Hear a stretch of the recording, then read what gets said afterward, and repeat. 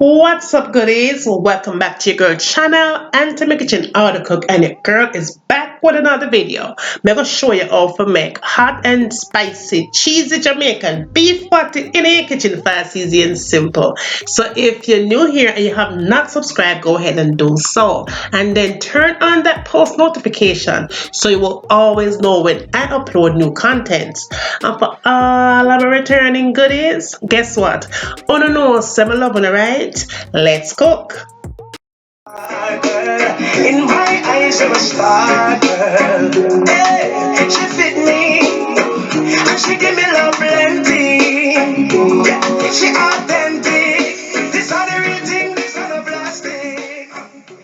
Okay, goodies, let's get this ball on the road. Now, I have my all-purpose flour here, and what you have to do is go ahead and sift it first. Be sure that you sift your flour.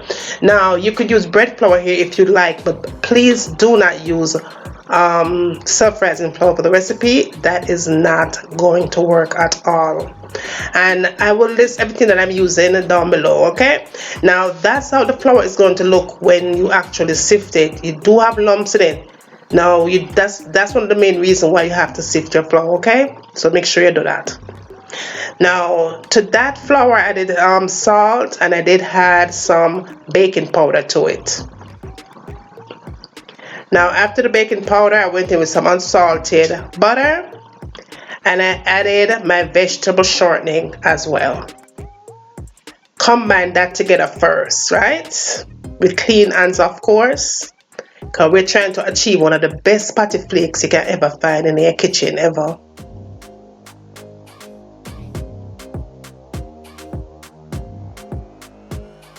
Alright, now, so moving right along, I'm using my turmeric powder here. I added about a tablespoon of that, and you could use curry powder if you like.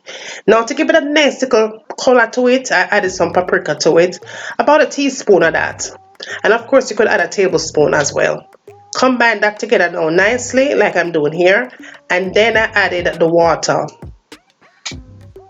Now for my patty crust, I always use cold water. The colder the water, the better the patty flake or the crust is going to be. Combine it nicely and add your water as needed, and I will list exactly the amount of water that I use for this particular recipe.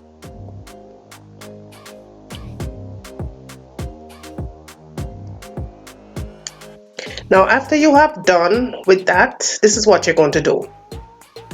You are going to go ahead and place the dough on a clean surface, such as this one. Add a little bit of flour first though, spread it out nicely, and then add the dough on top and add a little bit more flour. Now we're going in with your rolling pin. Make sure you have some flour on your rolling pin before you start rolling, and you want to roll it out until it becomes nice, smooth and flat.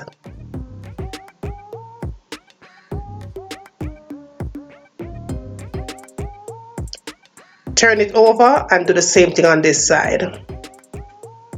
It does take about 5 minutes for this step.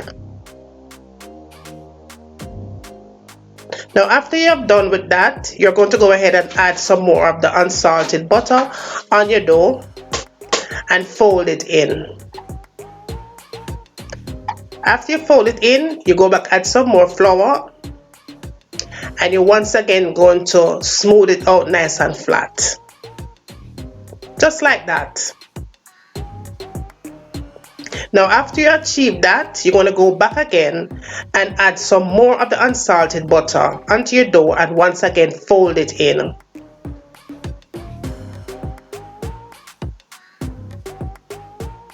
And repeat step number 1 by adding your flour, smooth it out, nice to the touch. The more butter, the better, right? Now after you get it looking like that, all you have to do here is go ahead and wrap it in a plastic wrap or put it in a Ziploc bag. Put it in your refrigerator for about 30 minutes and make it go and chill. Now, while that is chilling, this is what you're going to need. I'm using my lean ground beef here, 93% lean and 7% fat. You're going to need garlic and onion powder, thyme, fresh garlic, all-purpose seasoning.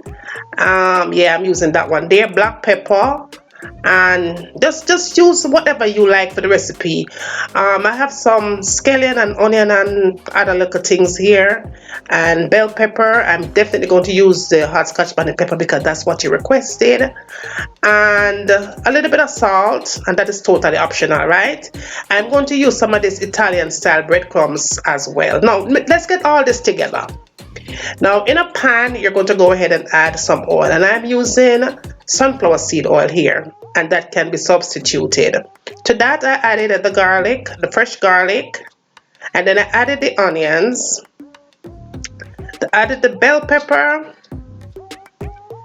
the scallion, and mix that together for probably about 30 seconds or so.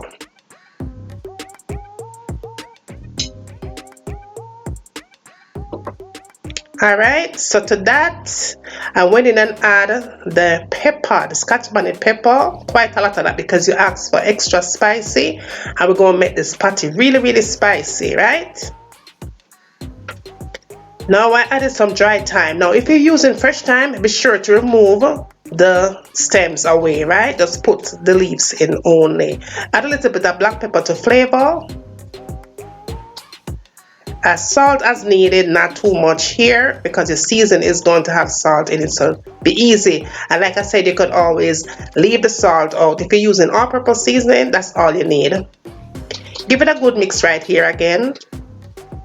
Combine everything together, and then what you want to do next is add the grounded meat in it.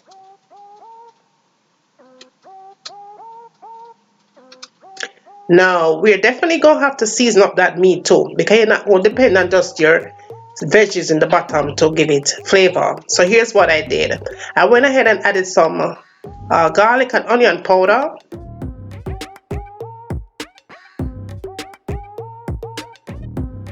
Now after you've added the onion and the garlic powder, you want to go in and flavor it up some more, and I use the all-purpose seasoning here, and of course your girl have to add our apple cider vinegar to the mix. Give it a nice little spin. We are talking flavor here because you want your patty to have flavor all up on the inside, right? You are going to allow this to cook for about 20 to 25 minutes at a medium heat. You don't want it to cook too fast. Take your time and make it cook at a medium heat. Just cover it up and let it cook.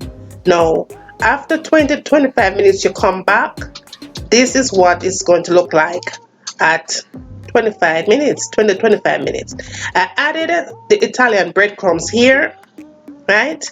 And gave that a good mix, probably about 1/3 of a cup, not too much, because I don't want my patty to be greasy. I'm going to show you how not to make your patty leak out, right?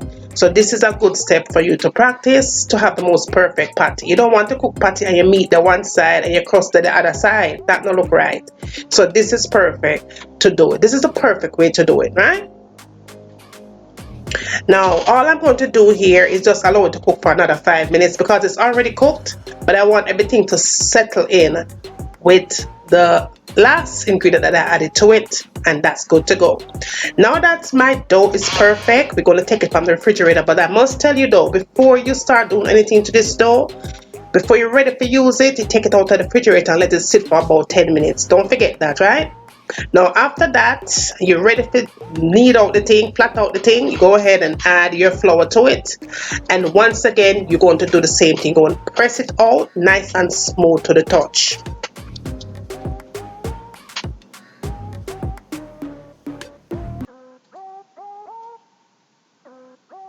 And this step does take another like 5 minutes or so.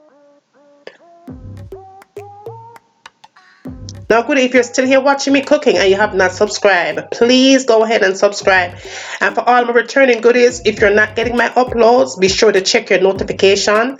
If you're not getting my notification, that means they are in the off position, so go ahead and check them, and in fact turn them on so you don't miss any of these uploads, and they're always fast, easy and simple to follow. All right,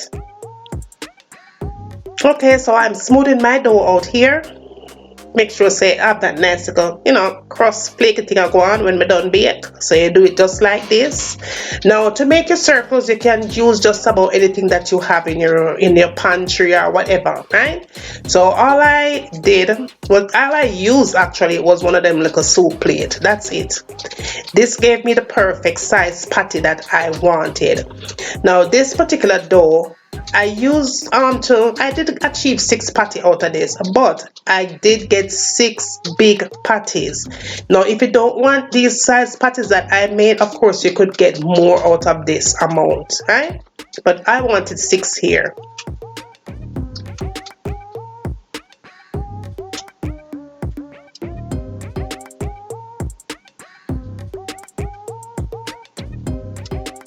Alright, so now after you do that, just remove that, set it aside. And as you could see, the size that I chose right here, the size of my patty.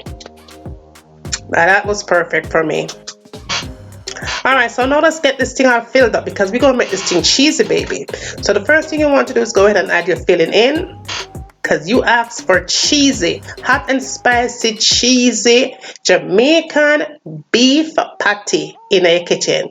So I use extra sharp cheddar cheese here. Go ahead and add that on top of the meat and then fold it over like so and then press it down just a little bit, right?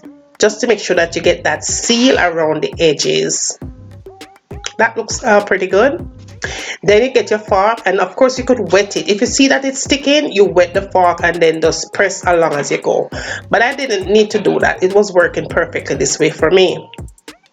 Don't forget to put your little sticks in top of the pot. Just stick it up in at the top because if you don't, you're going to have problem in paradise. So don't forget that, right? That is some perfect patty right there. Perfect. And as you could see, it's nicely sealed. Now let's do the second patty because twice the charm, right? I want you to get this thing right the first time. You put your filling in the middle like so, right in the middle, and leave some of the edges. Don't let it go all the way out to the end. Then you put your cheese on top of the meat and press down just like I'm doing here. Then you cringe the end with the fork. And like I said before, if it is sticking to the fork, just wet the fork and move along. Put some punches in top to assure that the patty have place to breathe and rise. As you can see, your edges is nice and perfect. It's nothing peeping out, right? You want to make sure that it's sealed nice, just like that. Now, as I said, I had 6 patties here, but if you want to make smaller size patty, you're good to go. Now, in that container there, I have some melted butter, and I did add some of that sunflower seed oil to it. Gave it a good mix. Now, if you don't want to go this step, of course, you could use egg white for the recipe. But I wanted to use the butter and the oil combination. Just go ahead and apply whatever you decide to use on top of your patty, just like I'm doing here. Be sure that you put this patty dough in a preheated oven. Your oven needs to be set at 350 degrees, and these beautiful patties takes about, I say 20 to 25 minutes. If you go over 25 minutes, it's overdone. So 20 to 25 minutes to bake and you should be good to go. Another closer look at these really delicious patties. They are looking good already and it don't even done yet, right? Just be sure that your oven though is preheated because you want to be sure when you put it in the oven, it is perfect. Now when you're done bake up, that's what your patty look like. You're going to go back again with the butter and the oil combination and apply it on the patty when the patty is still hot. I did do some cocoa bread, but I didn't put that on camera because I already have a cocoa bread recipe, and I will in fact list that cocoa bread recipe down in the description box. So go ahead and follow that recipe if you want to have your cocoa bread. Fast, easy and simple and full with nothing but flavor.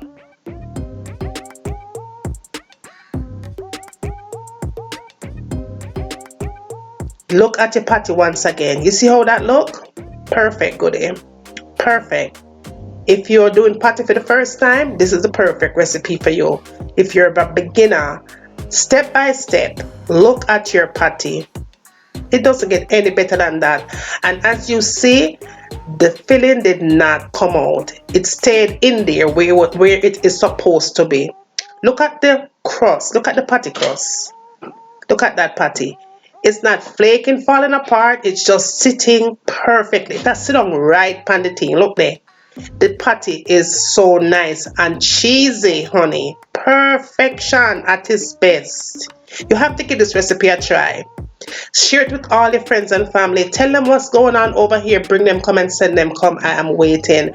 After you get doing all of that, tell me what you'd like to have me cooking next in my kitchen. And remember, as always, from my kitchen to your kitchen, enjoy!